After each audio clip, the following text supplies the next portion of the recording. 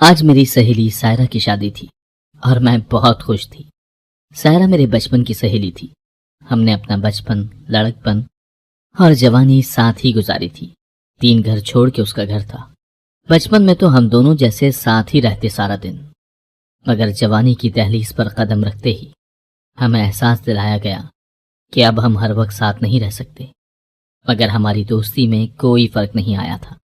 ہم تقریباً روز ہی ملا کرتی تھی، اور اب تو جب سے اس کی شادی کا ہنگامہ شروع ہوا تھا مجھے تو گھر میں چین ہی نہیں آتا تھا۔ خیر، آج تو میں بڑی چاہ سے تیار ہوئی تھی اور سویرے ہی سائرہ کے گھر پہنچ چکی تھی۔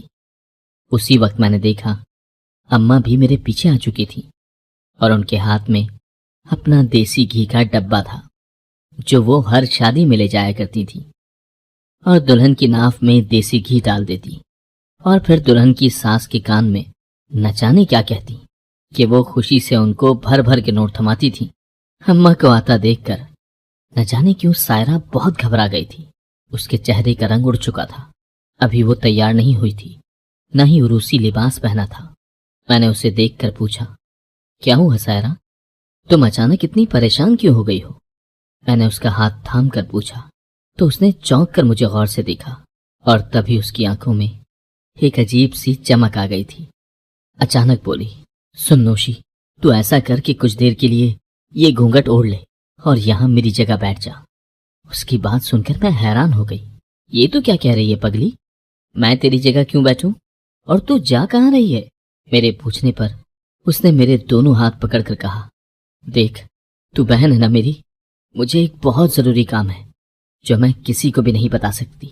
تو بس یہاں بیٹھ جا، کسی کو کانوں کان خبر نہیں ہوگی کہ میں یہاں نہیں ہوں۔ وہ جلدی جلدی بول رہی تھی، اور ساتھ میں اس نے اپنا عبایا بھی مجھے پہنانا شروع کر دیا تھا۔ مجھے بہت گھبراہٹ ہو رہی تھی۔ نہیں سائرہ، تو اس طرح بنا کسی کو بتائے کہیں نہیں جا سکتی۔ چاچی کو علم ہوا تو وہ بہت غصہ کریں گی۔ میں نے اپنا پسینہ صاف کرتے ہوئے کہا، مگر وہ مجھے دوستی کی قسمیں دے کر اور زبردستی مجھے گھونگھٹ اڑا کر وہاں سے چلی گئی، اور میں بس دیکھتی رہ گئی۔ مجھے بہت خوف آ رہا تھا، بھلا اگر چاچی نے دیکھ لیا تو غضب ہو جاتا۔ آج سے پہلے کبھی سائرہ نے ایسی حرکت نہ کی تھی۔ میں حیران پریشان بیٹھی رہ گئی، لیکن جیسے ہی دروازہ کھلا تو میری اوپر کی سانس اوپر اور نیچے کی نیچے رہ گئی، کیونکہ وہاں اماں آ رہی تھی، اور ان کے ساتھ سائرہ کی سانس بھی تھی۔ میرے تو ہوش اڑ گئے۔ یا اللہ، اب میں کہاں جاؤں؟ اماں کو پتا چلا تو وہ میری بوٹی بوٹی کر دیں گی۔ میرے ہاتھ پیر کانپنے لگے تھے۔ میں نے اپنا گھونگھٹ سختی سے مٹھیوں میں جکڑ لیا تھا کہ کہیں سرک نہ جائے۔ اماں اور خالہ زینب ہنس ہنس کے نہ جانے کیا باتیں کرتی جا رہی تھیں، جبکہ میری تو جان پہ بنی تھی۔ اماں نے میرے قریب بیٹھ کر ہلکے سے کہا، سائرہ بیٹا، سیدھا لیٹ جاؤ۔ ان کی بات سن کر میں تھر تھر کانپنے لگی، مگر وہ اصرار کیے جا رہی تھی۔ مجبوراً میں لیٹ گئی۔ اماں نے دیسی گھی میری ناف میں ڈالنا شروع کیا، اور ساتھ ساتھ میرے پیٹ پہ مالش بھی کرنے لگی۔ ان کا ہاتھ بہت سخت تھا۔ ایسا لگ رہا تھا جیسے وہ کچھ جانچ رہی ہیں، جس طرح کوئی طبیب چیک اپ کرتا ہے، اور مجھ سے تکلیف برداشت نہیں ہو رہی تھی۔ میں نے بمشکل اپنی سسکی روکی۔ چند منٹ بعد اماں نے مجھے چھوڑ دیا، اور تب جا کے میں نے سکون کا سانس لیا۔ میں نے چادر کی آڑ سے دیکھا۔ اب اماں سائرہ کی سانس کو کچھ کہتی جا رہی تھی، مگر مجھے حیرت ہونے لگی، کیونکہ خالہ زینب خوش نظر نہیں آ رہی تھی، لیکن پھر بھی انہوں نے بے دلی سے اماں کے ہاتھ میں رقم رکھی، اور اماں ہنستی مسکراتی وہاں سے نکل گئیں۔ ساتھ ہی خالہ بھی جا چکی تھی۔ اب میری جان میں جان آئی تھی۔ میرا پیٹ دکھ رہا تھا۔ اماں نے اتنی زور سے مالش کی تھی کہ اب مجھے سائرہ پر غصہ آنے لگا تھا۔ کس مصیبت میں مجھے پھنسا کے چلی گئی تھی۔ میں انہی سوچوں میں گم تھی کہ اچانک سائرہ واپس آ گئی۔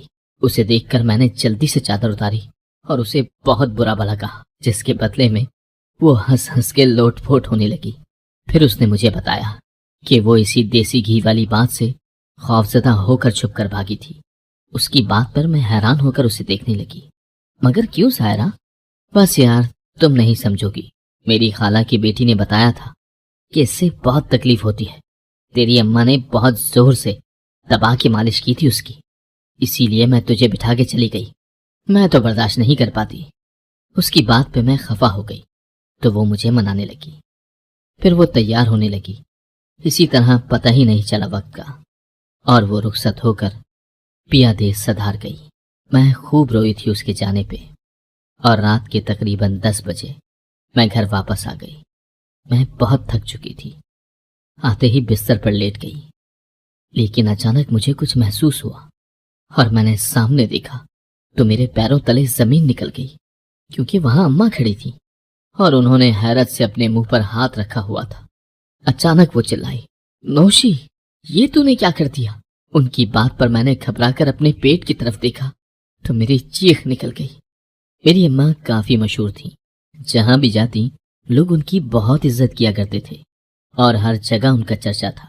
ان کی خاصیت تھی کہ جب بھی وہ کسی شادی میں جایا کرتی تو اپنے ساتھ دیسی گھی ضرور لے جایا کرتی، اور وہ دیسی گھی دلہن کی ناف میں ڈال کر کچھ کرتی، اور کچھ دیر بعد وہ دلہن کی ساس کے کان میں نہ جانے ایسا کیا بولتی کہ وہ بہت خوش ہو کر انہیں اچھی خاصی رقم اور تحائف الگ سے دیا کرتی تھی۔ میں ہر وقت یہی سوچا کرتی تھی کہ آخر وہ ایسا کیوں کرتی تھی اور اس کا مقصد کیا تھا، مگر مجھے کبھی یہ بات سمجھ نہ آئی تھی۔ جیسے ہی میں نے جوانی کی دہلیز پر قدم رکھا، میرا تجسس بڑھنے لگا۔ میں نے کئی بار ان سے پوچھنے کی کوشش بھی کی، مگر وہ عجیب سی نظروں سے مجھے گھور کر دیکھتی کہ میری سانس رکنے لگتی۔ مجھے اماں سے بہت خوف بھی آتا تھا، کیونکہ وہ بہت سخت مزاج کی تھی۔ ان کے منہ میں ہر وقت پان رہتا تھا۔ وہ تھی تو کافی ملنسار، لیکن اگر کسی سے انبن ہو جاتی تو اگلے بندے کی خیر نہ ہوتی تھی۔ وہ کبھی بھی کسی طور پہ معاف کرنے کو تیار نہ ہوتی تھی، چاہے ان کی سگی بیٹی ہی کیوں نہ ہو۔ میں ان کی اس عادت سے بہت بیزار رہا کرتی تھی۔ میری ماں ہی تو تھی میرا سہارا۔ بابا نے تو کئی سال پہلے ہمیں چھوڑ دیا تھا اور اپنی پسند کی شادی کر لی تھی۔ ابا کافی اچھی جاب پر تھے اور ان کے پاس روپے پیسے کی کوئی کمی نہ تھی۔ اپنا بڑا سا گھر، گاڑی، سب کچھ تھا۔ ان کے بچے بڑے بڑے اسکول کالجوں میں پڑھا کرتے تھے، جبکہ میں یہاں ایک سرکاری اسکول اور کالج سے پڑھی تھی۔ ہمارے پاس اچھا کھانے کو ہوتا، نہ اچھا پہننے کو ہوتا۔ پھر اچانک جیسے اماں کے ہاتھ الادین کا چراغ لگ گیا اور انہوں نے دیسی گھی ناف میں لگانے والا کام شروع کر دیا، تو بہت سی عورتیں ہمارے گھر بھی آیا کرتی تھیں اپنی دلہنوں کو لے کر۔ کئی بار میں نے دیکھا تھا بڑی بڑی گاڑیوں میں بڑے گھر کی خواتین آیا کرتی اور اماں کو لے جایا کرتی تھی۔ بدلے میں ان کو گاڑی بھر بھر کے تحائف دیے جاتے، قیمتی ملبوسات اور ضرورت کی چیزیں، جن میں ہر سامان ہوتا تھا۔ اماں وہ ملبوسات میرے جہیز کے لیے رکھ دیا کرتی تھی۔ اگر کوئی خاتون کبھی تحفے میں ٹی سیٹ یا ڈنر سیٹ دیا کرتی تو وہ بھی میرے جہیز والے ٹرنک میں رکھ دیا جاتا۔ اب ہمارے دن پھرنے لگے تھے۔ اچھا کھانا، اچھا پہننا نصیب ہوا تھا۔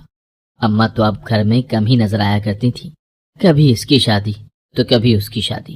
لیکن میرا تجسس اب بھی برقرار تھا، بلکہ کافی بڑھنے لگا تھا۔ میں ہر وقت اسی ٹو میں لگی رہتی کہ کسی نہ کسی طرح اماں کا یہ راز جان سکوں، مگر وہ اتنی محتاط رہا کرتی کہ مجھے کبھی کچھ معلوم ہی نہ ہو سکا۔ اور انہی دنوں میں اچانک سائرہ کی شادی کا شور اٹھا تو میری خوشی کا کوئی ٹھکانہ نہ تھا۔ اس کی شادی بہت اچھی جگہ ہو رہی تھی۔ اب تو میرا ایک پیر اپنے گھر ہوتا تو ایک سائرہ کے۔ انہی دنوں میں نے اماں کو ایک گہری سوچ میں ڈوبا ہوا پایا۔ میں نے دیکھا کہ روز ایک کار ہمارے گھر کے پاس رکتی اور اماں اپنا برقع پہن کر اس میں جا بیٹھتی۔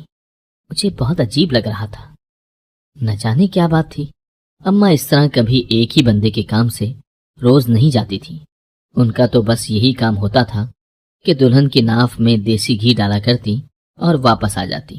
اگر اس بار ایسا کیا تھا کہ وہ پورا دن باہر رہنے لگی تھی اور مجھے کہتی کہ جب تک میں واپس نہ آتی ہوں تو سائرہ کے ساتھ رہنا، اور یہ بات مجھے بہت اچھی لگتی کہ اپنی جان سے پیاری سہیلی کی شادی کی تیاریوں میں اس کے ساتھ رہتی۔ لیکن مجھے اماں کا دن بھر باہر رہنا بھی بہت کھلتا تھا۔ اکثر وہی کار ان کو چھوڑنے آیا کرتی تھی۔ اماں واپسی پر ایک ڈبہ لایا کرتی تھی، جسے وہ آتے ہی اپنے صندوق میں چھپا کر رکھ دیتی اور اس میں تالا لگا کر پھر سکون سے بیٹھ کر اپنا برقع اتارا کرتی تھیں۔ میں اسی سوچ میں گم رہتی کہ بندہ 2 گھڑی سانس لے لے پھر وہ ڈبہ رکھے، مگر نہیں، وہ تو جیسے 1 سیکنڈ بھی اسے کسی کی نظر میں نہ آنے دینا چاہتی تھی۔ اور مجھے بھی صاف الفاظ میں سمجھا دیا تھا کہ خبردار نوشی، اگر تو نے کسی کو بھی اس بارے میں کچھ بتایا تو۔ وہ صندوق کی طرف اشارہ کر کے بولی، مگر اماں اس میں ایسا کیا ہے؟ میں نے جی کڑا کر کے پوچھ ہی لیا۔ میرے سوال پر انہوں نے خونخوار نظروں سے مجھے دیکھا۔ تجھے بولا ہے نا کہ اس بارے میں 1 لفظ نہیں بولے گی تو۔ میری تو روح کانپ گئی ان کی لال انگار آنکھوں کو دیکھ کر۔ میں نے تو دل ہی دل میں توبہ کی اور وہاں سے بھاگنے میں ہی عافیت جانی، لیکن مجھے اب تک سمجھ نہ آئی تھی اماں کی کہ وہ پریشان تھی یا کسی کام کے سلسلے میں انتہائی پرجوش تھی۔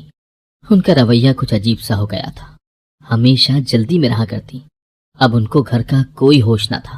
خیر، میں بھی سائرہ کی شادی کے سلسلے میں مصروف تھی، مگر اس کی شادی کے دن جو کچھ ہوا وہ ناقابل یقین تھا۔ اماں کا سائرہ سمجھ کر مجھے وہ گھی ناف میں ڈالنا، اور پھر اب جو کچھ میرے ساتھ ہو رہا تھا وہ سب کیا تھا؟ ایک سوچی سمجھی سازش یا اتفاق؟ مگر اس سب کا نتیجہ مجھے بھگتنا پڑ رہا تھا۔ میں درد سے چلا رہی تھی، میرا پیٹ پھولتا جا رہا تھا، جہاں سرخ رنگ کے بڑے بڑے پھوڑے بنتے جا رہے تھے۔ اماں، میں نے درد سے کراہ کر پکارا، مگر اماں تو جیسے سکتے میں آ گئی تھی، نہ وہ کچھ بول رہی تھی اور نہ ہی سن رہی تھی۔ اماں، اماں، میں نے اور زور سے چلانا شروع کر دیا، تب جا کے وہ ہوش میں آئی اور کانپتے ہاتھوں سے میرا ماتھا چھوا۔ نوشی، یہ تو نے کیا کر دیا میری بچی؟ ان کے ہونٹ کانپ رہے تھے اور آنکھوں سے آنسو جاری ہو گئے تھے۔ اماں، میں نے کچھ نہیں کیا، خدا را مجھے بچا لو، مجھے اس تکلیف سے نجات دے دو۔ میں نے ان کا ہاتھ زور سے جکڑ لیا، درد سے میری آنکھیں جیسے باہر آنے کو تھیں، اور پھر مجھے کچھ ہوش نہ رہا۔ جب میری آنکھ کھلی تو میں ہاسپٹل میں تھی۔ مجھے علم نہ تھا کہ میں کب سے بے ہوش تھی۔ میرے دونوں بازوؤں میں ڈرپ لگی ہوئی تھی، اور جیسے ہی میں نے اٹھنے کی کوشش کی، میرے پیٹ میں درد کی شدید لہر اٹھی تھی۔ اسی وقت جانے کہاں سے اماں آ گئی اور مجھے تھام لیا۔ نوشی، لیٹی رہو میری بچی۔ ان کے لہجے میں کیا تھا میں سمجھ نہ پائی تھی، مگر مجبوراً لیٹ گئی، کیونکہ درد برداشت نہیں ہو رہا تھا۔ ایسا لگ رہا تھا جیسے میرے پورے وجود میں کسی نے سوئیاں چبھو دی ہوں۔ کچھ ہی دیر میں مجھ پر پھر سے غنود کی طاری ہو گئی تھی، اور میں ہوش و خود سے بیگانہ ہو چکی تھی۔ اور پھر جب مجھے دوبارہ ہوش آیا اور اماں نے جو کچھ مجھے بتایا، مجھے لگا آسمان میرے سر پر آ گرا تھا۔ ایسا نہیں ہو سکتا اماں، یہ تو کیا کہہ رہی ہے؟ میں نے بمشکل یہ الفاظ ادا کیے، مگر اماں بس اپنی دونوں آنکھوں پہ دوپٹہ رکھے آنسو بہائے جا رہی تھی۔ جب میں نے بار بار پوچھا تو انہوں نے بتانا شروع کیا۔ نوشی، میں شروع سے تجھے سب کچھ بتا دوں گی، پھر تو شاید اپنی ماں کو معاف کر سکے۔ ان کا پورا وجود کانپ رہا تھا، مگر میں کیا کرتی؟ میری تو زندگی برباد ہو چکی تھی۔ میں نے آنکھیں بند کر لی تھی اور اماں اپنی کہانی سنانے لگی۔ نوشی، جب تو پیدا ہوئی تھی بیٹا، تبھی تیرے باپ نے مجھے چھوڑ دیا تھا کہ اسے نہ کم صورت بیوی چاہیے تھی اور نہ ہی کم صورت اولاد۔ بدقسمتی سے تو بھی میری ہی طرح کم صورت نکلی، لیکن میں نے اپنے دل پر جبر کیا اور صبر سے کام لیا۔ ساری جوانی لوگوں کے کام کاج کر کے گزاری تاکہ تجھے کوئی پریشانی نہ ہو۔ پھر مجھے ایک جانی مانی دائی کے یہاں کام مل گیا۔ میں دن بھر اس کے گھر کی صاف صفائی کیا کرتی اور بدلے میں چند روپے مل جایا کرتے۔ پھر جو خواتین ڈلیوری کے لیے ان کے پاس آیا کرتی، وہ بھی بچے کی پیدائش کی خوشی میں مجھے رقم دینے لگی، کوئی 100، کوئی 200 تو کوئی 500 بھی دے جایا کرتی۔ میں اس کام سے بہت خوش تھی۔ پھر ایک دن میں نے دیکھا کہ دائی کریمہ کے پاس ایک عورت اپنی بہو کو لے کر آئی اور کہا کہ چاچی کریمہ، اس کو ذرا دیکھ کر بتا یہ بانجھ تو نہیں ہے۔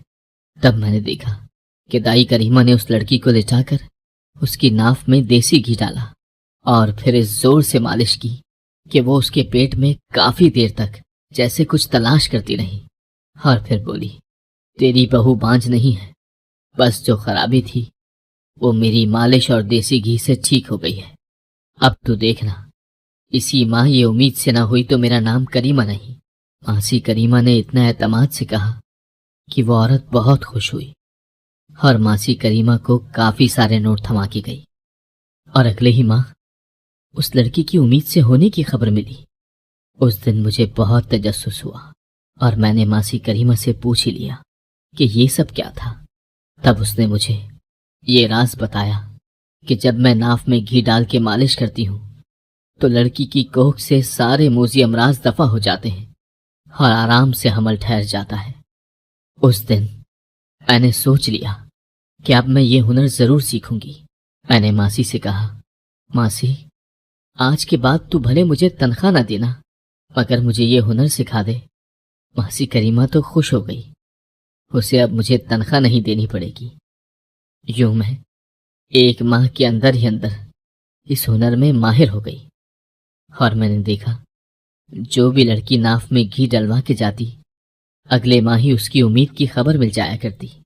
تب میں نے پورے محلے اور خاندان میں یہ بات پھیلا دی کہ میں ناف میں دیسی گھی ڈال کے بتا دیتی ہوں کہ وہ بانجھ ہے کہ نہیں، اور اسی طرح میرا یہ کام چل نکلا۔ میں بہت خوش تھی۔ لوگ شادی کے دن ہی دلہن کا علاج کرواتے اور وہ امید سے ہو جایا کرتی، لیکن پھر ایک دن مجھے ایک عورت نے اپنے گھر بلوایا۔ میں سمجھی کہ وہ بھی علاج کے لیے بلوا رہی ہے، اگر اس نے مجھے کسی اور کام سے ہی بلوایا تھا۔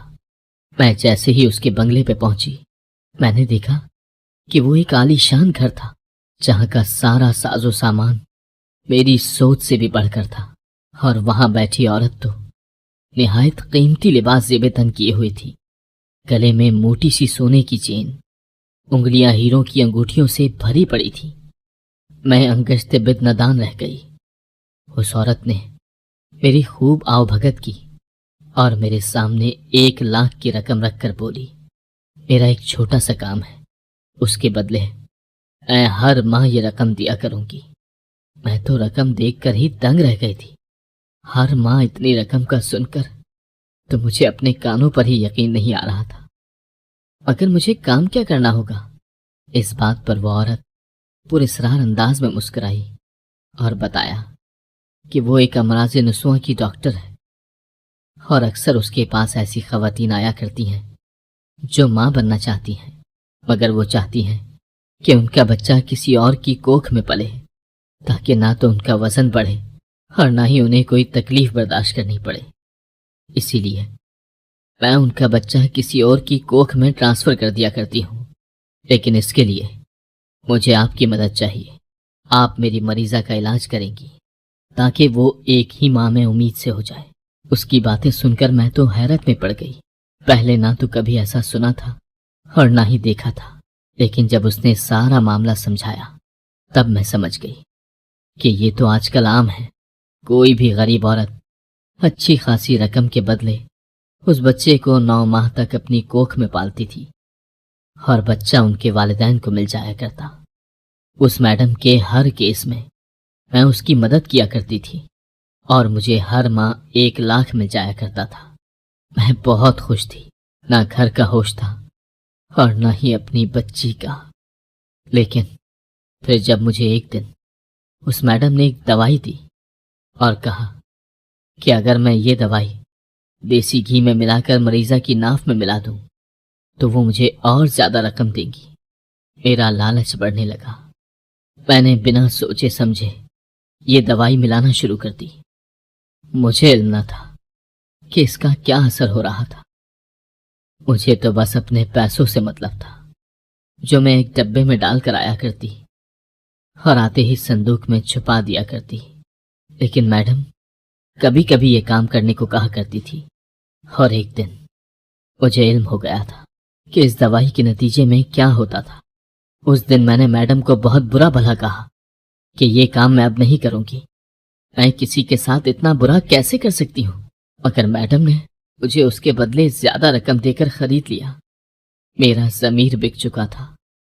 مجھے اپنی مجبوریاں، محرومیاں सब याद आने लगी کہ کسی نے میرا ساتھ نہ دیا تھا اور میں نے کس حالت میں جوانی گزاری تھی۔ اب میں بھی اپنی بچی کی اچھی جگہ شادی کرنا چاہتی تھی اور اس کے لیے میرے پاس پیسہ ہونا ضروری تھا، کیونکہ پیسے سے سب کچھ خریدا جا سکتا ہے، اچھا داماد بھی۔ اسی لیے میں نے اپنی آنکھیں اور کان بند کر لیے۔ لیکن میری بدقسمتی دیکھو، بے خیالی میں اس دن میں سائرہ کے لیے وہی دوائی ملا ہوا گھی لے گئی، اور قدرت شاید مجھے میرے کیے کی سزا دینا چاہتی تھی۔ تبھی اتفاق سے سائرہ کی جگہ تو بیٹھی تھی اور میں نے تجھے وہ گھی لگا دیا، اور رات کو جب تیرے پیٹ پہ سرخ رنگ کے پھوڑے بننا شروع ہوئے تو میں سمجھ گئی کہ تیرے ساتھ وہ ہو چکا تھا جو میں آج تک دوسروں کی بہو بیٹیوں کے ساتھ کرتی آئی تھی، مگر تب تک بہت دیر ہو چکی تھی۔ تیرا آپریشن کرنا پڑا اور بچہ دانی نکالنی پڑ گئی، کیونکہ اس دوا کا زہر اندر پھیلتا جا رہا تھا۔ اب تو ہمیشہ کے لیے بانجھ ہو گئی ہے میری بچی۔ یہ کہتے ہوئے اماں زور زور سے رونے لگی اور میرے آنسو میرے اندر کہیں گرتے جا رہے تھے۔ اماں کے کیے کی سزا مجھے مل چکی تھی۔ میں ایک عورت ہو کر بھی ماں بننے کا کبھی سوچ بھی نہیں سکتی تھی۔ مانا کہ ابھی میری شادی نہیں ہوئی تھی، مگر مجھے بچے بہت اچھے لگتے تھے۔ مجھے اپنا آپ ادھورا لگنے لگا تھا۔ ویسے بھی میں شکل و صورت میں کچھ خاص نہیں تھی، اور اب تو ماں بننے کا حق بھی چھن چکا تھا۔ مجھ سے اب کون شادی کرتا؟ میرا دل خون کے آنسو رو رہا تھا، مگر میں خاموش رہی۔ اماں نے بتایا کہ ڈاکٹر سے کچھ لوگ غیر قانونی طور پر یہ علاج کروایا کرتے تھے کہ کوئی دشمنی میں اپنی ہی بہو کو بانجھ بنوانا چاہتی تھی تو کسی کو اپنی سوتن کے ساتھ یہ سب کرنا ہوتا۔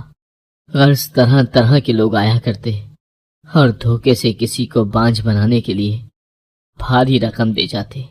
مجھے سخت حیرت ہو رہی تھی کہ کیسے کیسے لوگ اس دنیا میں رہتے ہیں جو یہ کام کرواتے ہیں، اور کچھ لوگ ان کا کام آسان بھی کر دیتے ہیں، جیسے کہ میری ماں۔ انہوں نے جو کیا ان کی سزا مجھے ملی تھی، مگر میں خوش تھی کہ اس دن میری جان سے پیاری دوست سائرہ بچ گئی، ورنہ میں خود کو کبھی معاف نہ کر پاتی، اور شاید مجھے اماں کا یہ راز بھی نہ معلوم پڑتا۔ بس اب اللہ سے دعا کرتی ہوں کہ میری زندگی سکون سے گزرے اور میری ماں کو معافی مل جائے۔ وہ اپنے کیے پر بہت شرمندہ تھی۔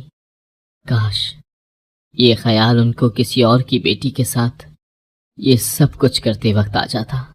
اماں نے پولیس کو اس ڈاکٹر کے بارے میں سب کچھ بتا دیا تھا، اور ان سب خواتین کی سچائی بھی بتا دی تھی جن کے ساتھ یہ سب ہوا تھا۔